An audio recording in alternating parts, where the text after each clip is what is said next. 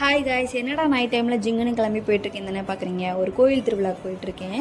இங்கே இவ்வளோ க்யூ போகிற அளவுக்கு இங்கே என்ன ஃபேமஸ் அப்படின்ட்டா, ஏஷியாலே மிக உயரமான குதிரை சிலை இருக்கும். இது ஒரு ஐயனார் டெம்பிள். இது வந்து புதுக்கோட்டை டிஸ்ட்ரிக்ட் குலமங்கலம் வில்லேஜில் இருக்குது. இங்கே மாசி மாதம் எப்போவுமே திருவிழா வைப்பாங்க. அப்படி தான் எப்போவும் வச்சாங்க. ஆனால் குதிரையை பார்க்க முடியல, கும்பாபிஷேகம் பண்ணுறதுனால மூடி வச்சுட்டாங்க. அது மட்டும்தான் கொஞ்சம் மிஸ்ஸிங் ஆகிட்டு. அப்புறம் ஒரு வழியாக சாமியெல்லாம் கும்பிட்டு வந்துட்டு விளக்கு விற்றுட்டு இருந்தாங்க. எனக்கும் வைக்கணும் போல இருந்துச்சு. வாங்கி மனசில் வேண்டிக்கிட்டு வச்சுட்டு வந்தாச்சு.